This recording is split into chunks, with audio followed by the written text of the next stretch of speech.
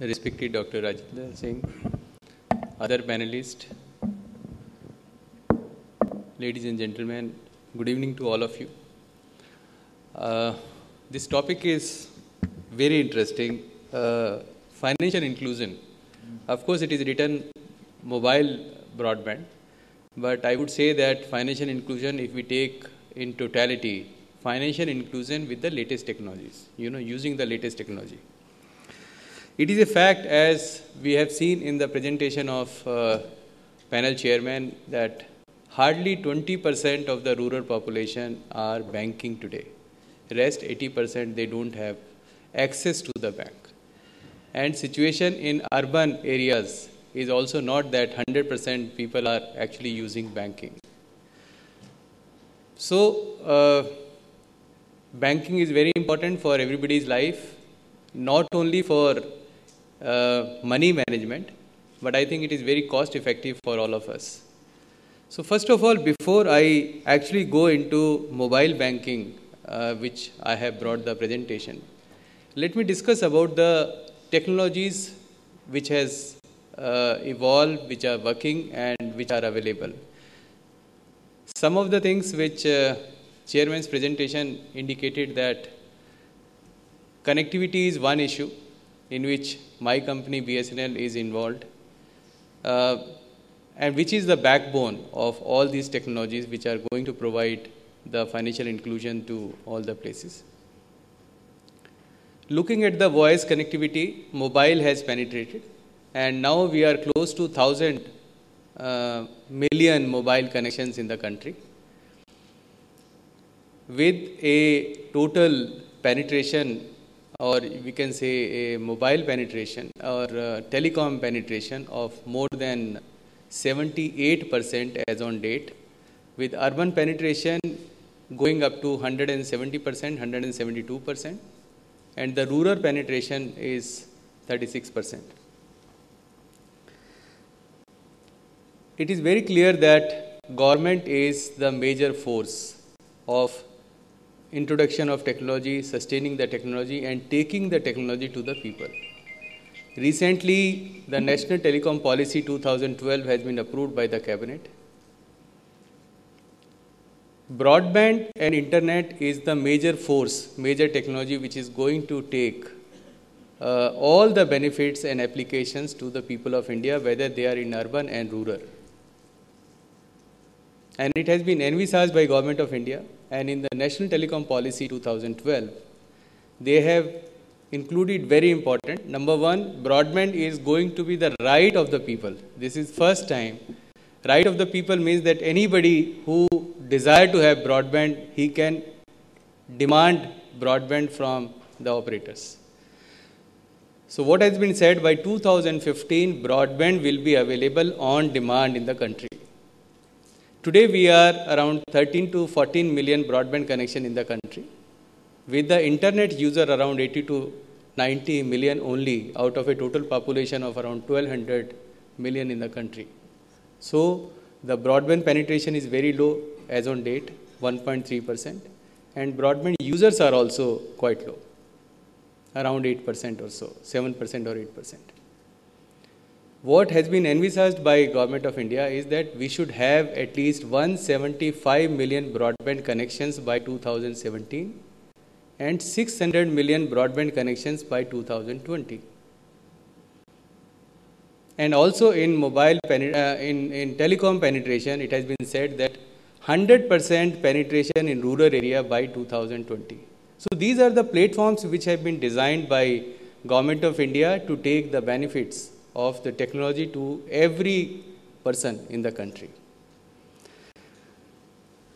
Looking at this background, let us understand that what is mobile banking. I'll just give the concept of mobile banking. Concept is that now instead of a person, a customer, going either to the bank branches or to the ATM to do the transaction, they can do the transaction using their mobile. Why mobile?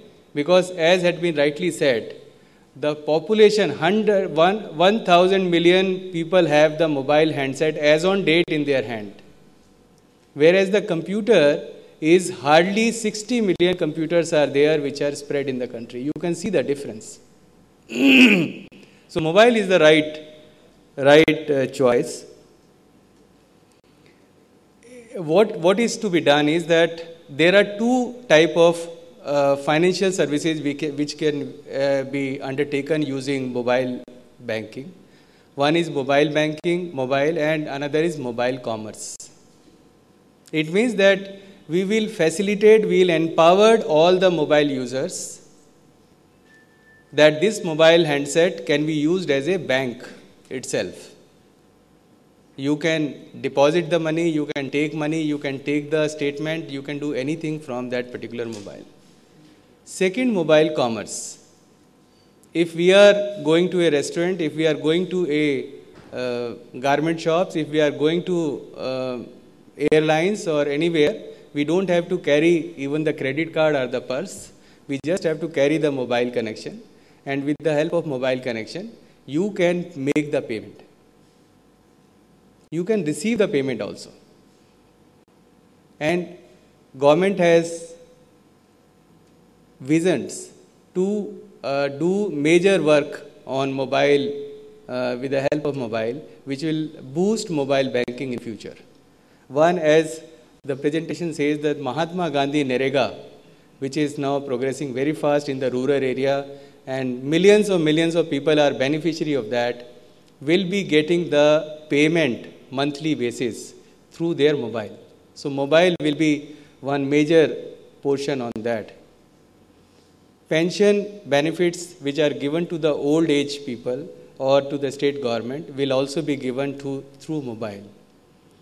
And the UID, which we call Aadhaar, the transactions on Aadhaar will also be using the mobile. So these are the various government initiatives which are already planned by Government of India with the help of several stakeholders.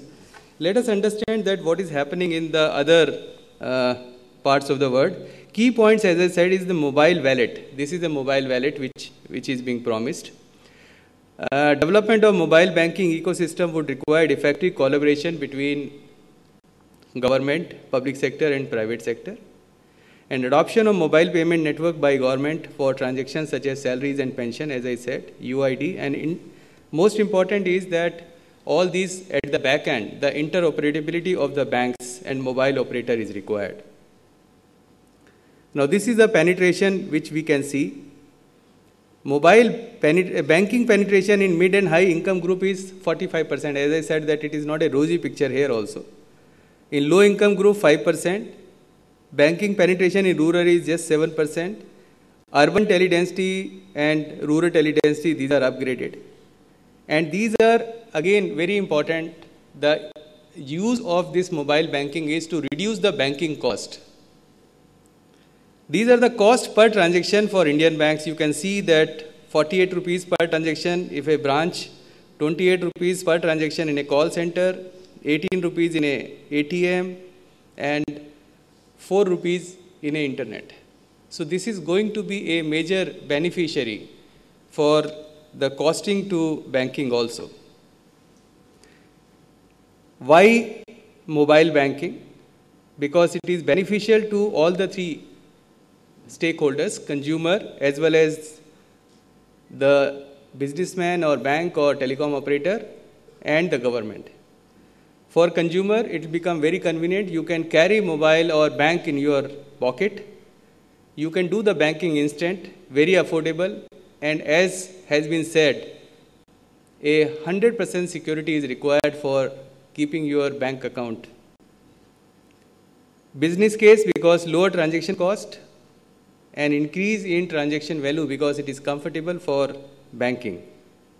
For government, we can see that much more cost effective, create new jobs and stimulate the consumption.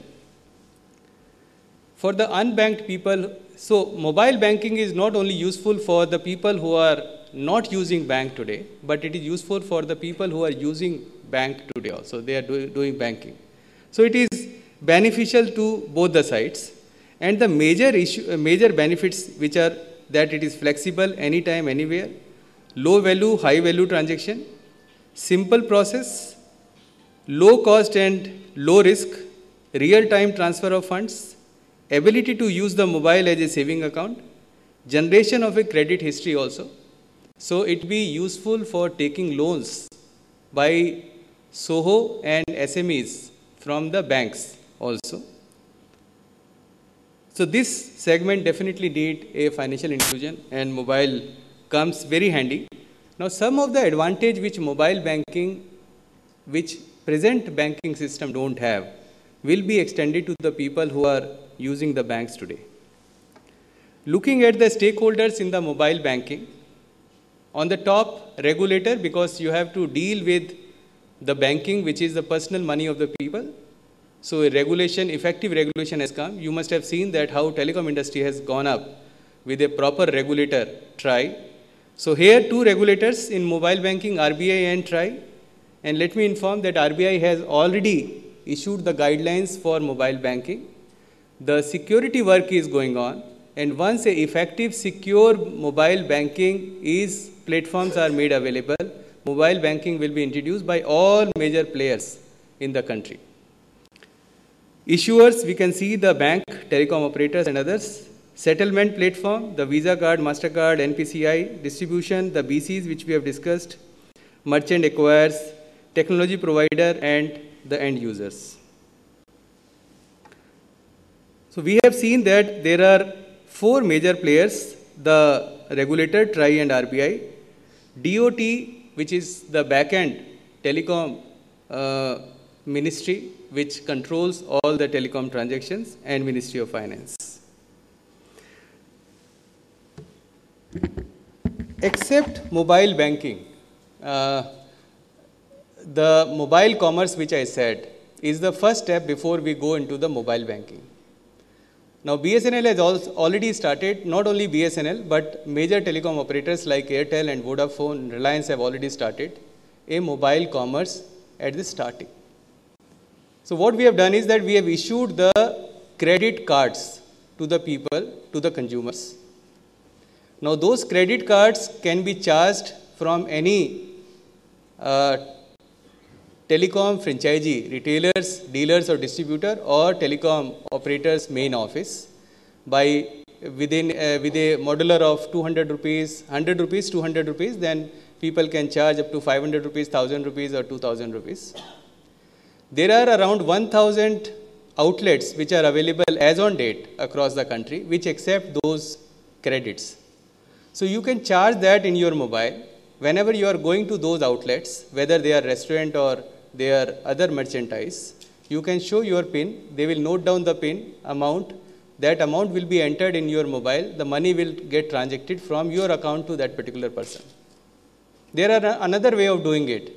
You become member of this particular scheme, and the person who is with whom you are taking dinner or you are purchasing anything, if he is member of this particular group, you can give your telephone number to him. He will take your telephone number and give debit to your account, which will be paid to you on your monthly telephone bills. So these things have already started, and in future this will get converted into mobile banking. Now I just want to take one more minute on the rural connectivity, which chairman has initiated, and this is a connectivity, as we have seen that it is very good in urban area. In rural area, as far as BSNL is concerned, there are around 6 lakh villages in the country, and there are around 5,80,000 villages which are habitated, where the population is there. BSNL has reached to all 5,80,000 villages as far as telephone connectivity is concerned. As far as mobile connectivity is concerned, we have already reached to more than 3,80,000 villages with mobile facility. It is progressing very fast.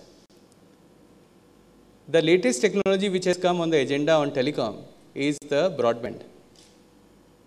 Mobile broadband has just started after BWA license last year, but ADSL 2 means the wireline broadband has started in 2005 with the broadband policy announced by the Government of India. BSNL has taken broadband to more than 1,70,000 villages as on date. And we have around 10 lakh customers. And hopefully with the acceptance of 3G in urban area, we hope that soon we will launch 3G in rural areas. After launching 3G in rural areas with the data card and other facilities, we hope that host of other applications which can be hosted on 3G and mobile can start. And the benefit what we are using today in urban area can go to everyone in the country. We as a BSNL are committed in all the projects what government has said, whether it is a common services center project of DIT or it is a college and university connectivity of Ministry of HRD or connectivity to all village panchayat which is yet to come through NOFN, BSNL is the major partner in that. And we will continue to do so, whether it is commercially viable or not, definitely as part of the, because we are 100% government company, as part of the social inclusion also. Thank you.